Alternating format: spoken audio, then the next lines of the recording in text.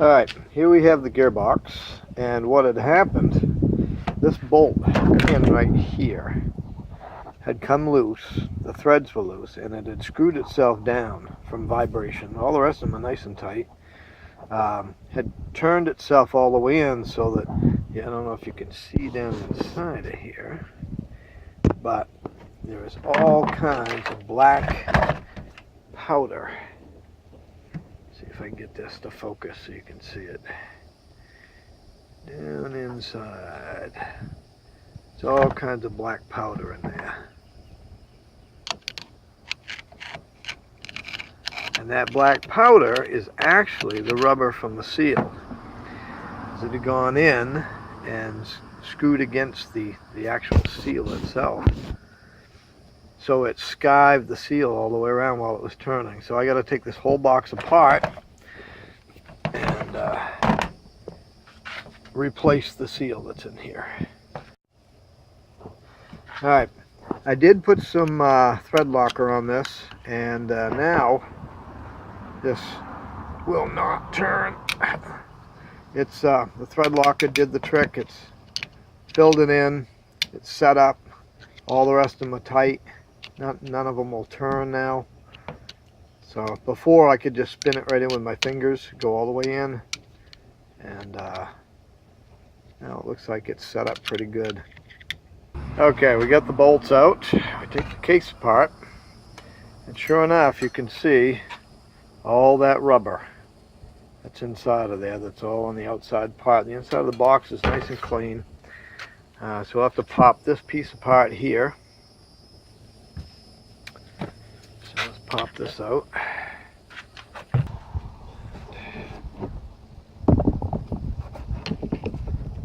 There we go. Take this piece out.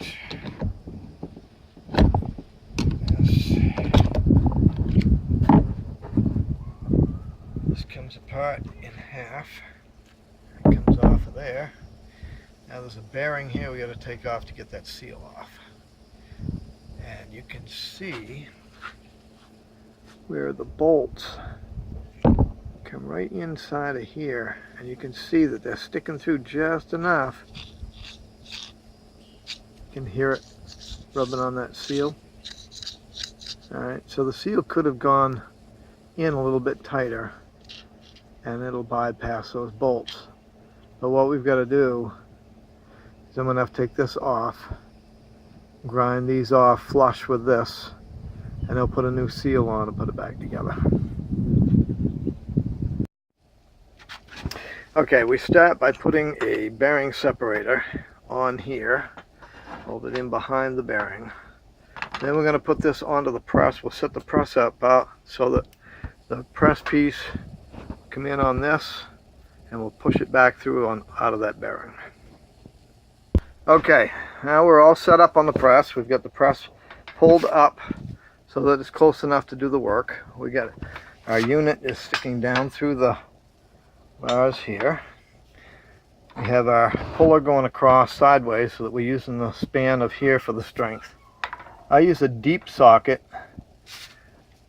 and I put a deep socket across here. And now we're going to start pressing this down, and as we press it down, it pushes that right down through.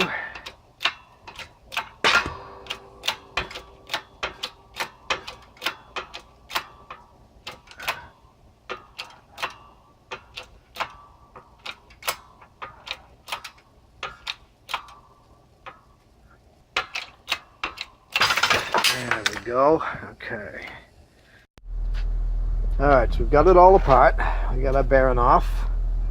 And this is what the seal looks like. I'll get it in the sunlight so you can see. You can see how the bolt has been rubbing and taken all the rubber off. Gone into my supplies and we got ourselves another brand new seal. Now what we have to do is we have to put this all, but clean this all up. First we're going to take and grind off. You can see where those are sticking through. Just a little bit. And we'll just enough. So I think what we're going to do is grind them all off flush, and we'll make sure that the pins are all the same length so we don't have any imbalance. See, some of them are bolts and some are push pins. The bolts are pins that I made for a clutch setup that I can convert this over to a centrifugal clutch. So I'm going to dress these up and we'll put it back together. Okay, now we've got the brand new seal on. It's all pressed back together, and you can see we have nice even spacing all the way through. All the bolts are nice and flush. I also have ground down and filed all of these so they all come out flush. Now we got to proceed to put this whole box all back together, and that particular damage is now taken care of. Box is all back together. No grinding noise. So everything is fixed.